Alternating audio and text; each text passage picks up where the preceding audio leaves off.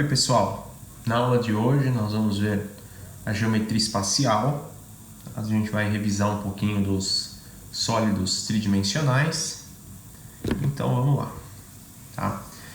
Primeira coisa, né, nós temos que saber, né, que a geometria espacial ela se dedica ao estudo de alguns sólidos, né, geométricos ditos tridimensionais, tá? Que podem ser os poliedros ou os corpos redondos ou arredondados, tá? Ou também conhecidos como sólidos de revolução, tá? Deixa eu colocar aqui as imagens para facilitar o que a gente vai falar. Tá? Eu entendo por poliedro toda figura tridimensional cujo acabamento é reto. Tá? A gente diz seções planas. Tá? Então, quando a gente fala em poliedros, a gente está falando de figuras que são acabadas assim com um estilo mais retão, mais plano, né? Já os corpos arredondados são corpos cujo acabamento realmente são círculos, tá? Como a esfera, o toroide, o cone, o cilindro, tá? Todos esses que são arredondados são os corpos redondos ou também conhecidos como sólidos de revolução. Por que sólidos de revolução? Porque se a gente pegar um sólido qualquer, né, um triângulo, né, por exemplo, esse triângulo rotacionado ele pode se transformar em um cone, tá? Um círculo rotacionado ele vira uma esfera, por isso é chamado de sólido de revolução, tá? A gente consegue caracterizar um sólido como poliedro de acordo com uma relação que a gente chama de relação de Euler, tá? Que a gente vai ter que pegar o número de vértices, subtrair o número de arestas e somar o número de faces. Se essa relação aqui der 2, então a gente está trabalhando com um poliedro. Se der diferente de 2, então o sólido não é um poliedro, provavelmente é um sólido de revolução. Bom, então vamos começar, né, a nossa revisão sobre os sólidos, né, com o prisma. Tá? Então aqui a gente tem um prisma. O que é esse prisma? Primeira coisa, a gente vai colocar dois planos, plano alfa e plano beta. Em cada um deles eu vou desenhar um sólido. Tá? No caso aqui eu desenhei um trapézio, poderia ser um triângulo, poderia ser um retângulo. O prisma, então, ele é determinado se eu pegar linhas, né, e unir o vértice um a um, A com a linha, B com B linha, D com D linha, C com C linha. Se eu ligar os vértices desses dois sólidos através de retas, a gente forma um prisma. Tá? Então o que determina o prisma? Primeiro o sólido aqui a gente chama as bases e depois essa relação plana aqui. Tá? A gente pode ter prismas retos ou prismas oblíquos, mas a ideia do prisma é sempre unir aí os vértices, tá? Quando eu falo vértice, né, gente, eu estou falando as extremidades de cada polígono aqui dentro, né? Então, ó, aqui é um vértice, o A' é outro vértice, B é um vértice, B' é outro vértice, são as pontas, tá?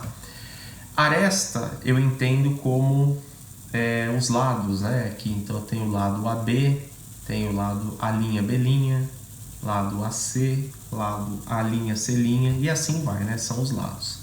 Base são os polígonos que formaram esse prisma. Então aqui eu tenho uma base AB, CD, aqui uma base A', B', C', D'. E face lateral a gente vai entender como os lados, né, da figura. Como é uma figura tridimensional, tem um lado, né, que a gente não consegue ver a não ser pela perspectiva, que a gente representa aqui com uma linha tracejada, que é para indicar essa parte de trás e essa outra lateral aqui, beleza?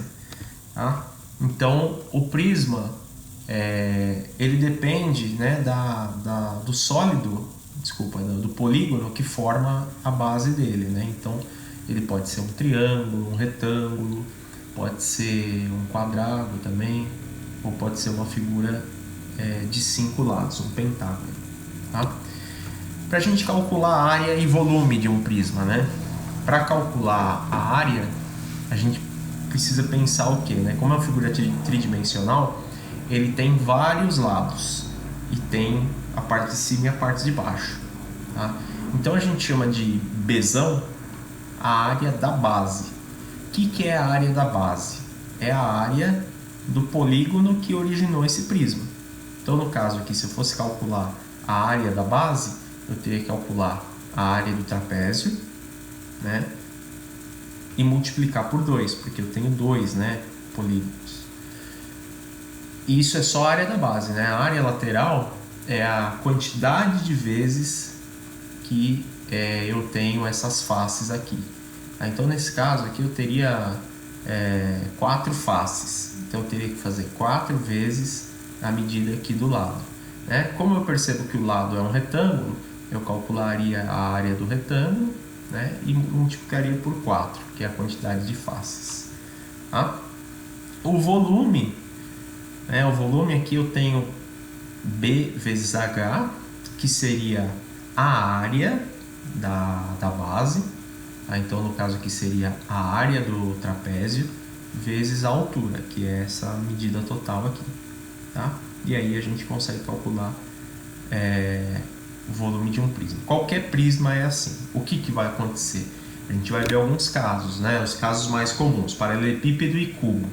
E aí eu tenho que adaptar isso daqui para as figuras em questão. Então, no caso aqui, ó, esse prisma, como foi obtido por um trapézio, então ele tem ali uma quantidade de faces, né? Tem aqui 4 faces.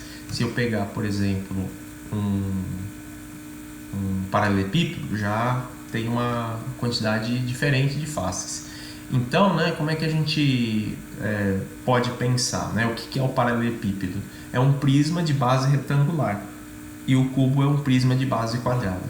Tá? Então, aqui os elementos de um paralelepípedo, ele tem aqui as medidas A, B e C, que seria comprimento, largura e profundidade, ou altura, se vocês preferirem. Tá? E eu posso cortar esse paralelepípedo entre os vértices B e H, né? Praticamente cortando ele ao meio, que é o que eu chamo de diagonal do paralelepípedo. Tá? Existe uma outra diagonal que é a diagonal da base, que é essa parte aqui de baixo. Tá?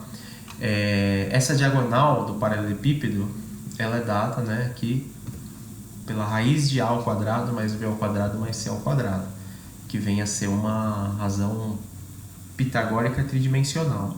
Tá?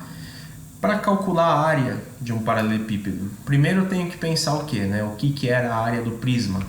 Era a área das laterais mais a área da base. A área da base aqui, ó, a base o que é? É o A vezes o B, né? Que é o comprimento vezes a largura. Então é 2 vezes isso, mais a quantidade de faces, né? Aí o que acontece? A quantidade de faces eu vou fazer, né? B vezes C. Aí eu tenho também aqui a parte de cima, que de novo, né? A vezes B e assim por diante. De forma que eu posso chegar nessa fórmula aqui, né? Como é 2 vezes cada uma das medidas multiplicadas, eu posso chegar nessa conclusão aqui. 2 vezes o A vezes B, mais o A vezes C, mais o B vezes o C. E o volume é a multiplicação das 3 dimensões, como a gente já conhece. Tá? Precisamos observar aqui, né, que eu tenho faces quadradas. Então, se as laterais são quadradas, posso pensar que o B e o C são iguais, né? E o cubo é um caso particular de paralelepípedo, tá? Onde ao invés de ele ter somente as laterais quadradas, ele é todo quadrado, tanto a base quanto as faces laterais e a parte de cima. Então, comprimento, largura e altura são iguais. Então, A é igual a B, que é igual a C. Dessa forma, né, o que eu posso fazer? A área sendo 6 vezes A ao quadrado. Né? Por quê? Aqui eu não teria que fazer 2 vezes o A vezes o A, mais o A vezes o A, mais o A vezes o A. Né? Então eu fico com isso daqui. E o volume também. O volume é A vezes A, que dá A ao cubo. E a diagonal, aqui a diagonal que corta o cubo em dois, ela também seria dada pela soma das três dimensões ao quadrado. Como as três dimensões são a mesma, eu fico com A raiz de 3. Tá? Vamos ver um exemplo para ficar mais fácil o nosso entendimento aqui. Então tem um paralelepípedo de 19 centímetros de base, tá? E volume de 1.539 centímetros cúbicos. Obtenha as demais medidas e sua área total. Pessoal, então eu tenho que pensar o que? O volume ele é dado por A vezes B vezes C, né?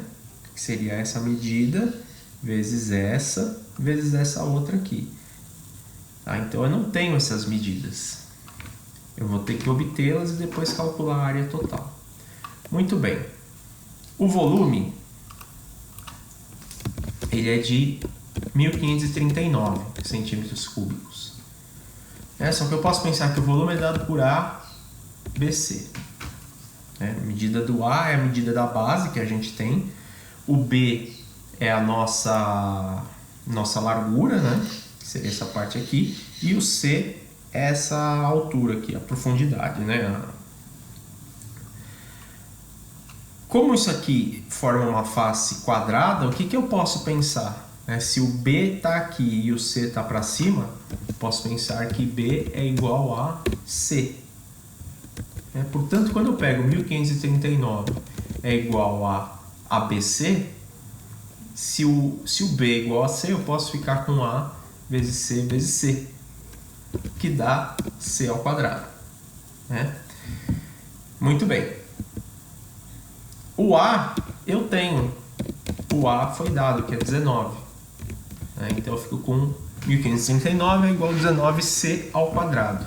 Portanto, C ao quadrado, estou invertendo ali os fatores, ele fica como 1.569 dividido por 19, que me dá 81. Portanto, C vale 9 centímetros. E se B é igual a C, B também é 9 centímetros. Então, agora para calcular a nossa área ficou fácil, né? Porque eu teria que aplicar essa relação aqui. Só para a gente entender, né? Por que eu caio nessa fórmula 2 vezes AB vezes AC? Porque eu vou pegar essa medida aqui, ó. Qual que é a área dessa medida aqui? É 19 vezes 9. Só que eu tenho essa mesma parte aqui em cima e do lado, né? E embaixo, tá? Então, eu teria que multiplicar isso aqui por 1, 2, 3, 4 vezes. E eu tenho duas faces laterais, que seria dado por B vezes C. Tá? Que aí eu praticamente é mais fácil jogar nessa fórmula aqui, né? Porque ele já leva em conta todas as nossas medidas. Então eu ficaria com a área sendo 2 vezes 9 vezes 9, mais 9 vezes 19, mais 9 vezes 19. Porque eu tenho essa parte aqui e essa outra parte. E eu tenho isso daqui é igual à parte de baixo, essa daqui é igual à parte oposta e essa é igual à parte de trás. Então, fazendo essa conta aqui, eu ficaria com 2 vezes 9 vezes 9 é 81. 81 mais 19 vezes 9 dá 171, vezes 2, 342, mais 81 dá 423. Tá? Então a área total, 2 vezes isso, me dá 846 centímetros quadrados. Então essa é a área total desse paralelepípedo.